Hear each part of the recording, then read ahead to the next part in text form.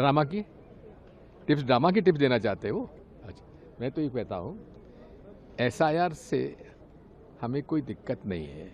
पहले भी हुई एसआईआर, ठीक है। तब एसआईआर जो थी 2-2, 3-3, 4-4 महीने चलती थी और वो एसआईआर जो थी हर नागरिक का वोट रजिस्टर करने की प्रक्रिया थी। उसमें वोटर कोई फॉर्म नहीं भरता था, बीएलओ आता था, पूछता था और हम उसको जानकारी दे देते थे, वो हमारा वोट जुड़ जाता था। वो एसआईआर थी 2003 तक की। ये एसआईआर जो है ये हमसे फॉर्म भरवाया जा रहा है और हमसे प्रमाण मांगा जा रहा है कि आप भारत के नागरिक हैं कि नहीं हैं। भाई, भारत के नागरिक हैं कि नहीं हैं, आपने सीएए कानून बनाया हुआ है, उसका कराइए ना, जांच कराइए ना, घुसपैठिए कितने आ गए भारत में।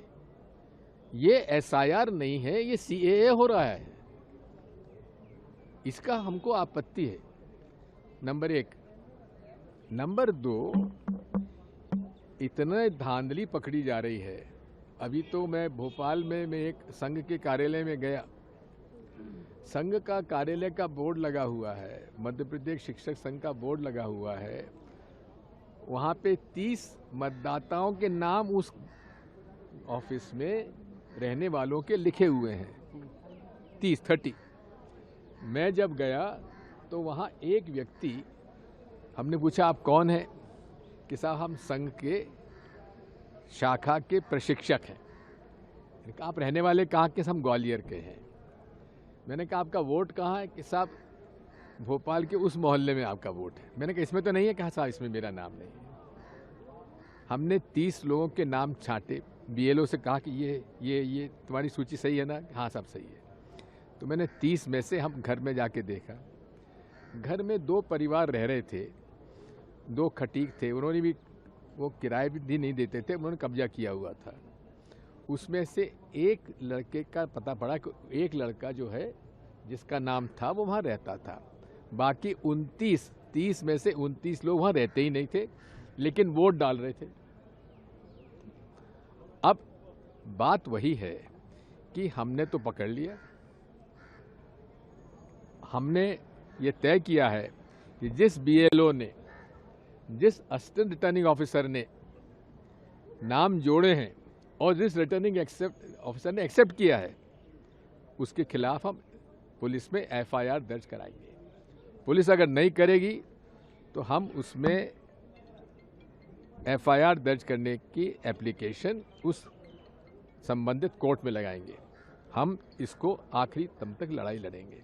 एक दूसरी बात यह है कि इलेक्शन कमीशन के ये भी निर्देश हैं, जिस घर में एक परिवार में 10 से ज़्यादा भी लोग अगर वहाँ रह रहे हैं तो असिस्टेंट रिटर्निंग ऑफिसर की जवाबदारी है कि वो खुद मौके पे जाके चेक करे।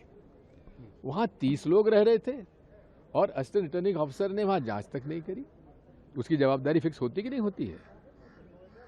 बीएलओ के ऊपर सुपरवाइजर भी होता है। बीएलओ सुपरवाइजर दोनों वहाँ के पिछले साल के थे, वो उनका ट्रांसफ़र हो गया था, दूसरे नए आए, लेकिन असिस्टेंट रिटर्निंग ऑफिसर पुराना ही था। हमने उससे फ़ोन से बात करी, उसने कहा साहब आप मैं पटवारी को भेज देता हूँ। मैंने कहा पटवारी का इसमें लेना देना ही नहीं है, हम तो चाह रहे हैं कि आप आइए मौके पर। नहीं आया। बीएलओ बेचारी खड़ी थी, उसने कहा साहब मैं क्या करूँ, पिछली वाली बीएलओ ने नाम भर दिए थे, मैं तो नाम काट दूंगी, इनकी तो है नहीं यहाँ रहने वाले। मैंने कहा सुपरवाइजर को बुलाओ। सुपरवाइजर ने फ़ोन अपना ऑफ कर लिया। ये केवल एक नमूना है, संघ के कार्यालय में भी चोरी हो रही है।